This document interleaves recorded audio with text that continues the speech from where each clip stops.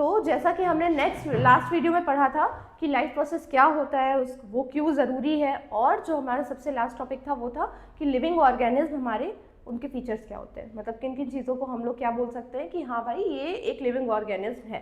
तो आज हम पढ़ेंगे कि लिविंग ऑर्गेनिज्म में जो लाइफ प्रोसेस है उसके बेसिक कंपोनेंट्स क्या हैं। तो आइए स्टार्ट करते हैं।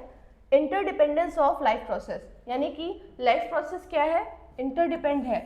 इंटरडिपेंड मतलब कुछ चीज़ों पे वो डिपेंड है, जैसे कि न्यूट्रिशन। तो हमने पढ़ा था ना ज़रूरी है, तो न्यूट्रिशन किससे मिलता है, हमारा रॉ मटेरियल से। अब वो रॉ मटेरियल क्या है, जो लोग वेजिटेरियन है या ऐसा कहूँ मैं हर्बीवोरस है, उनके लिए रॉ मटेरियल अलग है।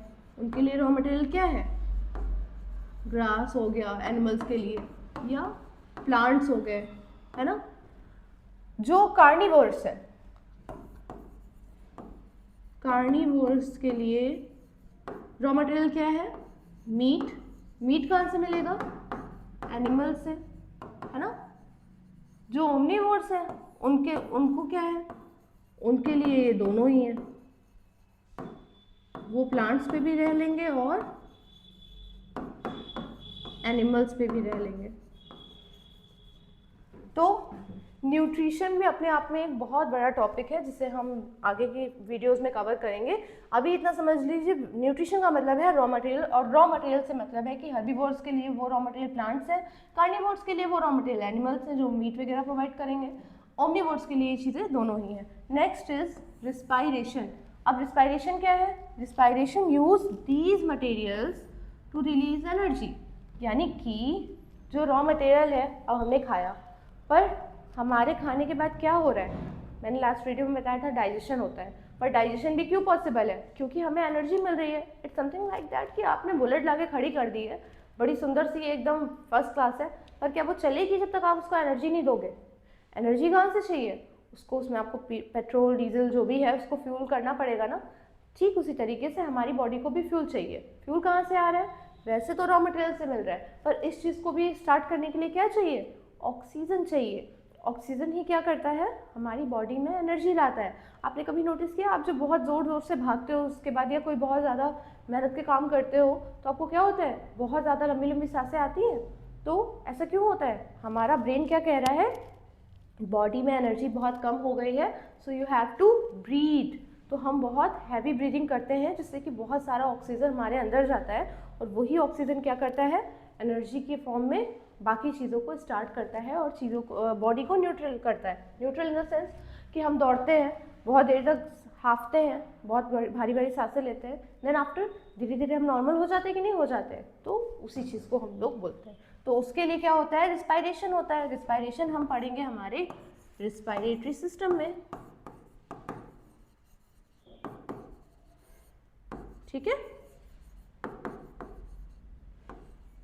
Then after transport. ट्रांसपोर्ट मतलब transport of what, delivers nutrients and oxygen to cells. मतलब कि हमने अभी खाया, यहाँ पे हमने खाया, यहाँ हमने रिस्पायर किया, यानी कि ऑक्सीजन हमें मिला। अभी ट्रांसपोर्टेशन की भी तो ज़रूरत है ना, क्या बिना ट्रांसपोर्ट के सब हो जाएगा। यहाँ पे फिर से हम बुलेट का एग्जांपल ले सकते हैं। अभी आपको अगर फ्यूल डलवाना है तो आपको या तो पेट्रोल पंप तक जाना पड़ेगा, या तो फिर वहाँ से लेकर आना पड़ेगा। तो आप आओगे जाओगे तो किसी ना किसी चीज़ को तो यूज़ करोगे ना।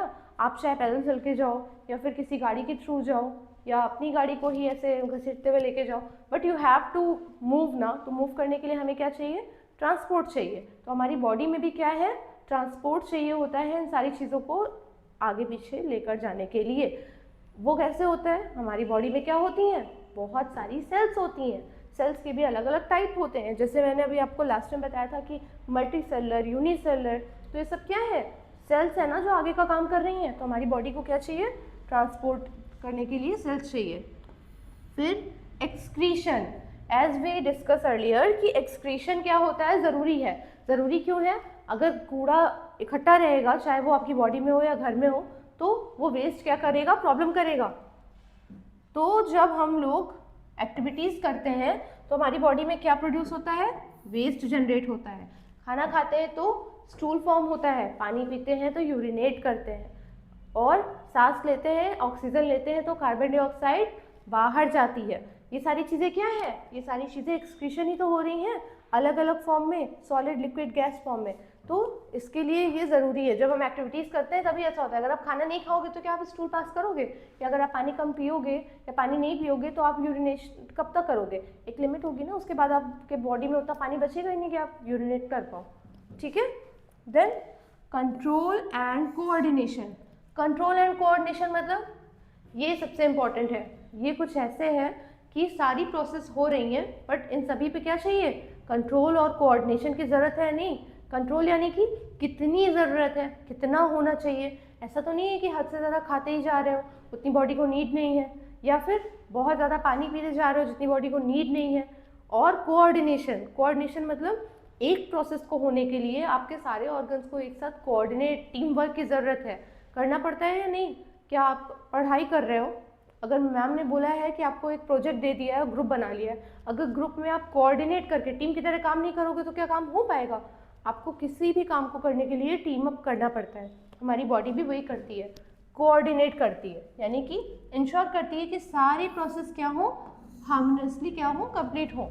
ये किसकी मदद से हो पाता है, टीम वर्क की वजह से हो पाता है।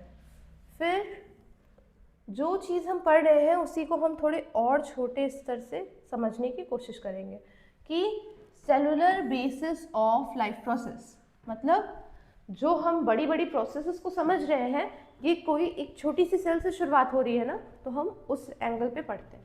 तो cells need energy to perform functions, मतलब कि एक सेल को भी, सारी मल्टीपल सेल्स है ना, मान लो कोई प्रोसेस हो रही है, वो प्रोसेस हो रही है with the help of so many organs, और ऑर्गन्स किससे बने हैं, सेल से ही तो बने हैं ना। अब वो सेल को भी क्या चाहिए, परफॉर्म करने के लिए एनर्जी चाहिए, है ना। अब वो एनर्जी कहाँ मिलती है, सेल के अंदर ही क्या है, माइटोकॉन्ड्रिया है, जिसको हम लोग पावर हाउस ऑफ सेल भी बोलते हैं, जैसा अभी मैंने आपको पढ़ाया। तो जरा सोचिए, एक बड़ी सी प्रोसेस कहाँ पे आकर ख़त्म हो रही है, एक छोटे से सेल के अंदर के कंपोनेंट से, जिसे माइटोकॉन्ड्रिया बोलते हैं। यानी कि अगर वो सेल के अंदर एनर्जी नहीं बनाएगा तो ये सेल एक काम नहीं करेगी, और सेल काम नहीं करेगी तो बहुत दूसरी सेल्स भी काम नहीं करेंगी, जिनको मिलके बनती है हमारी पूरी बॉडी। और जब वो पूरी बॉडी में वो एक ऑर्गन काम नहीं करेगा तो फिर हमारी वो पूरी प्रोसेस भी क्या होगी, रुक जाएगी। तो आपने क्या समझा कि सेलुलर बेसिस पे लाइफ प्रोसेस के लिए सेल बहुत इंपॉर्टेंट है, क्योंकि इसको चाहिए एनर्जी फंक्शंस के लिए। और ये एनर्जी कहाँ से आ रही है, एटीपी से आ रही है। एटीपी कहाँ में बन रहा है, जनरेट होता है सेलुलर रेस्पिरेशन में। सेलुलर रेस्पिरेशन कहाँ आकर कर रहा है, हमारे माइटोकॉन्ड्रिया में। फिर एंड ऑल्सो माइटोकॉन्ड्रिया भी अकेले इसके लिए रिस्पॉन्सिबल नहीं है, सेल के अंदर भी बहुत सारे कंपोनेंट्स हैं, जैसे आपने पढ़ा होगा एंडोप्लाज्मिक रेटिकुलम, न्यूक्लियोसिस, न्यूक्लियर, और लाइसोसोम, साइकोप्लास्ट, वो सारी चीज़ें मिलकर ही ये काम करवा पा रही हैं। यानी कि एक सेल के अंदर भी क्या है, एक बहुत बड़ा इन्वॉल्वमेंट है जिसकी मदद से ये सारी चीज़ें होती हैं।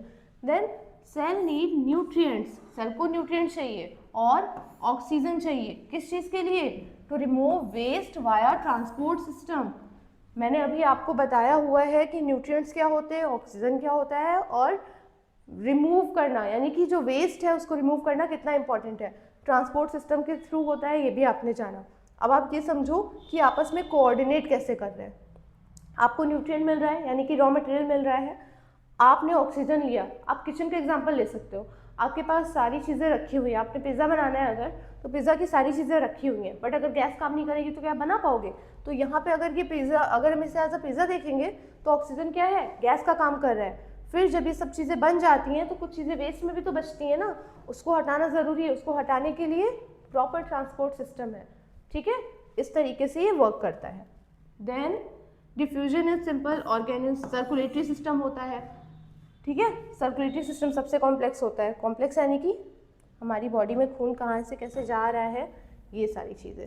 फिर फर्स्ट हम पढ़ेंगे क्या, न्यूट्रिशन। सबसे पहले हम लोग यही पढ़ रहे हैं ना कि सबसे ज़्यादा न्यूट्रिशन की ज़रूरत है। अगर किसी को सर्वाइव करना है तो सबसे ज़्यादा न्यूट्रिशन चाहिए, सबसे पहले न्यूट्रिशन चाहिए।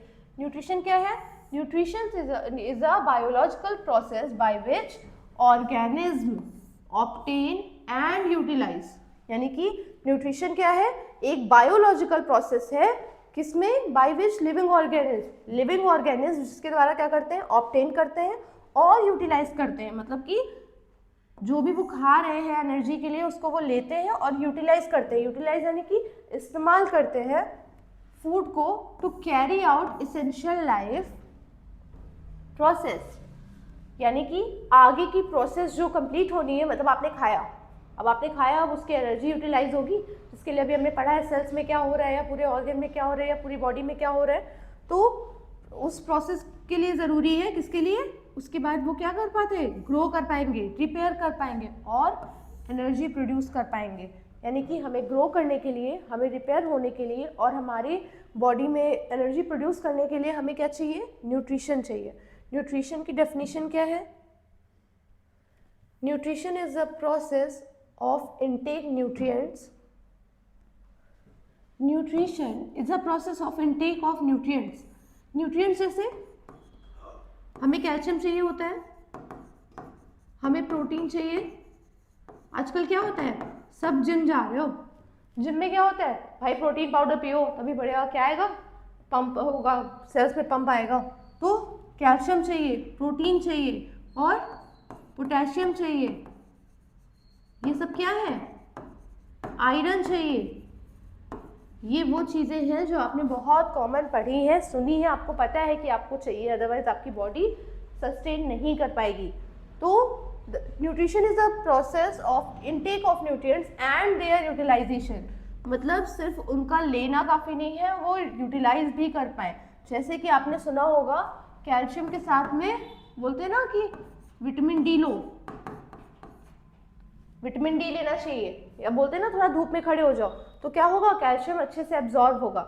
वरना आप दूध पीते रह जाओगे, आप चीज़ें खा रहे हो पर आपकी बॉडी में कैल्शियम नहीं लग रहा है क्योंकि विटामिन डी है ही नहीं। तो न्यूट्रिएंट्स चाहिए और उसको यूटिलाइज करने, उसका यूटिलाइजेशन चाहिए by the body for energy, growth and maintenance, यानी कि सारी चीज़ें एक दूसरे पे कनेक्ट है, सारी चीज़ें एक दूसरे पे निर्भर है। तो जब ये चीज़ें मिलती हैं, इनटेक हो रहा है, यूटिलाइज हो रहा है, किस में हो रहा है, बाय द बॉडी, बॉडी के द्वारा हो रहा है, किस चीज़ के लिए, एनर्जी के लिए, ग्रोथ के लिए और मेंटेनेंस के लिए। Then why is nutrition necessary, nutrition क्यों ज़रूरी है, to get the energy, energy लेने के लिए फॉर वेरियस एक्टिविटीज़ जैसे कि रिस्पायरेशन, मूवमेंट, मैं बोल पा रही हूँ, मैं रिस्पायरेशन यानी कि मेरी सांस मैं आराम से ब्रीथ कर पा रही हूँ, ये सारी चीज़ों के लिए क्या चाहिए, एनर्जी चाहिए। अगर एनर्जी नहीं होगी तो हम सांस भी नहीं ले पाएंगे, तो इसके लिए हमें न्यूट्रिशन चाहिए। और किस लिए चाहिए, ग्रोथ और डेवलपमेंट के लिए हमें चाहिए, हमें बढ़ने के लिए, हमारी बॉडी ग्रो कर रही है या हमारा ब्रेन ग्रो कर रहा है या हमारी बॉडी डेवलप हो रही है, उसके लिए भी हमें न्यूट्रिशन चाहिए। रिपेयर के लिए और रिप्लेसमेंट के लिए ऑफ वॉर्न आउट सेल्स। अब वॉर्न आउट सेल्स क्या है, ये इंपॉर्टेंट है, देखो वॉर्न आउट सेल्स वो होती हैं, एग्जाम्पल लो ब्लड सेल का, ब्लड सेल आरबीसी होती है, रेड ब्लड सेल। तो आरबीसी क्या करती है, आरबीसी का एक टाइम होता है, मतलब जो ब्लड है हमारा, ऐसा नहीं है कि जो हमने पैदा हुए थे वही ब्लड अभी एग्जैक्टली वही वाला चल रहा है। जैसे फ़ोन में अपडेट आते हैं वैसे हमारी बॉडी भी क्या करती है, अपने आप को अपडेट करती है। तो ब्लड जो होता है, आरबीसीज होती है, उनका भी एक टाइम पीरियड होता है, उस टाइम पीरियड के बाद वो ऑटोमेटिकली क्या होती हैं, वो वाली सेल्स खत्म हो जाती हैं एक पर्टिकुलर जगह पे और उनकी जगह क्या होती हैं, नई सेल फॉर्म होती हैं। तो हमें न्यूट्रिशन किस लिए चाहिए, रिपेयर करने के लिए चाहिए और रिप्लेसमेंट के लिए चाहिए।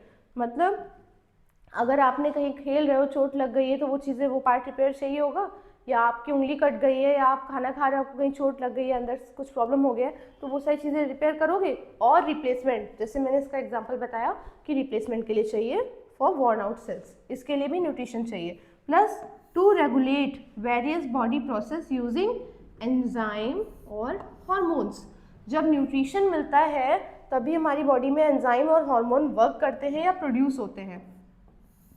एंजाइम अलग है, हार्मोन अलग है। एंजाइम्स जैसे कि आपने सुना होगा, जैसे आपने दूध के बारे में सुना है, दूध में क्या होता है, लैक्टिक एसिड होता है। तो लैक्टिक एसिड किसकी वजह से होता है, लैक्टोज एंजाइम की वजह से होता है, लैक्टोबैसिलस। जैसे कि लैक्टोबैसिलस होता है रिस्पॉन्सिबल लैक्टिक एसिड के लिए, जो कि पाया जाता है हमारा मिल्क में। ठीक है, वैसे ही हमारी बॉडी में भी अलग अलग तरह के एंजाइम होते हैं, जिन्हें जब हम डाइजेस्टिव सिस्टम वाली वीडियो कवर करेंगे उसमें हम आपको बताएंगे। बट अभी आप ये जान लो कि लैक्टोबैसिलस, आपके सभी ने दूध देखा होगा, दही देखा होगा, दूध से दही बनता है, इसलिए मैंने आपको ये एग्जाम्पल दिया है। प्लस हार्मोन्स क्या होते हैं? हार्मोन्स हमारे जैसे कि ग्रोथ हार्मोन होता है जिसकी वजह से हम बढ़ते हैं, या फिर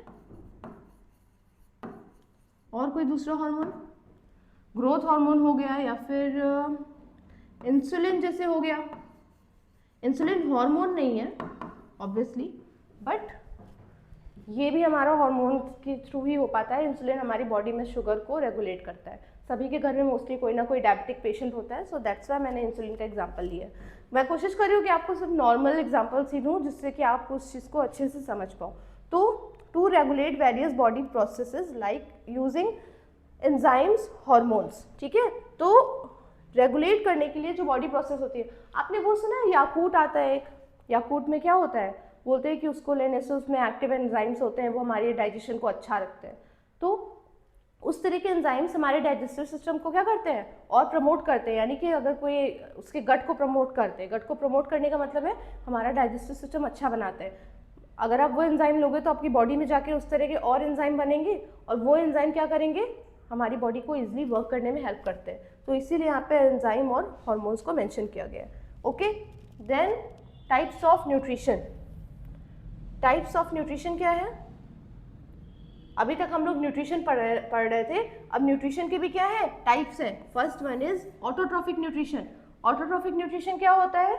जो अपने से हो जाए। ऑटो मतलब अपने आप, और न्यूट्रिशन का मतलब आप जानते ही हो। तो ऑटोट्रॉफिक यानी कि जो अपने आप से ही वो न्यूट्रिशन की प्रोसेस हो जाए, उसको बोलते हैं ऑटोट्रॉफिक न्यूट्रिशन, जो होती है मेनली हमारे प्लांट्स में, और सिर्फ प्लांट्स में ही होती भी है। प्लांट्स में क्या होता है, हमें अगर खाना खाना है या खाना बनाना है तो हमें किसके ऊपर निर्भर रहना पड़ेगा? अगर आप हर्बीवोरस हो तो आपको प्लांट्स के ऊपर निर्भर रहना पड़ेगा। अगर आप कार्निवोरस हो तो आपको एनिमल्स के ऊपर निर्भर रहना पड़ेगा। अगर आप ओमनीवोरस हो तो आपको दोनों में से कुछ भी मिल जाए। बट क्या प्लांट्स के साथ ऐसा है? प्लांट्स को क्या ऐसा ज़रूरत पड़ती है कि उन्हें किसी पे निर्भर रहने की ज़रूरत है? नहीं, वो अपना खाना क्या करते हैं, अपनी ही बॉडी में बना सकते हैं। तो ऐसे ऑर्गेनिज्म जो अपना खाना अपनी ही बॉडी में बना सकते हैं, उनको हम बोलते हैं ऑटोट्रॉप्स। क्या बोलते हैं? जैसे कि ये देखो एग्जांपल दिया हुआ है यहाँ पर ऑटोट्रॉप्स का। ठीक है, आप ऑटोट्रॉफिक से ऑटोट्रॉप्स याद कर सकते हो। वो ऑर्गेनिज्म जो अपना खाना खुद बनाते हैं, ऑटोट्रॉफिक न्यूट्रिशन प्लेस करते हैं अपनी बॉडी में, उनको बोलते हैं ऑटोट्रॉप्स। जैसे कि ग्रीन प्लांट्स, जितने भी ग्रीन प्लांट्स होते हैं, एल्गी, और कुछ बैक्टीरिया जैसे कि साइनोबैक्टीरिया, ये सब क्या है, ऑटोट्रॉप्स है। अब समझिए, organism make their own food, उन्हें किसी और की जरूरत नहीं है। फ्रॉम सिंपल सब्सटेंस, मतलब बहुत ही आसानी से, बहुत ही सिंपल सब्सटेंस जैसे कि carbon dioxide and H2O using sunlight, उसको क्या, इस प्रोसेस को हम क्या बोलते हैं, फोटोसिंथेसिस। अब समझो, organism make their own food, मतलब जो खाना अपना खुद बनाते हैं किसी हेल्प से, सिंपल कंपोनेंट जैसे कि कार्बन डाइऑक्साइड हो गया, वाटर H2 हो गया, विद द यूजिंग सनलाइट, यानी कि सनलाइट की हेल्प से जो हमारे पास बेसिक चीज़ें हैं, बेसिक चीज़ें यानी कि वाटर, कार्बन डाइऑक्साइड, इसकी हेल्प से वो क्या बनाते हैं, अपना खाना बनाते हैं। ठीक है, और इस प्रोसेस को क्या बोलते हैं, फोटोसिंथेसिस बोलते हैं। और यहाँ देखिए लिखा हुआ है फोटोसिंथेसिस और कीमोसिंथेसिस। अब कीमोसिंथेसिस क्या है? क्या ये भी फोटोसिंथेसिस का दूसरा नाम है? नहीं, कीमोसिंथेसिस में अब देखो यहाँ पे डिफरेंस है।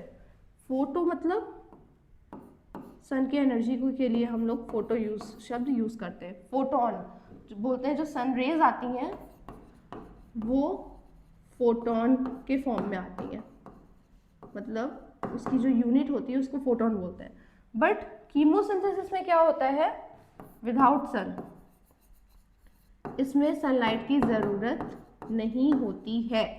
अब ये कहाँ होता है, ये प्रोसेस होती है हमारी अंडर वाटर, ये हमारी अंडर वाटर प्रोसेस है।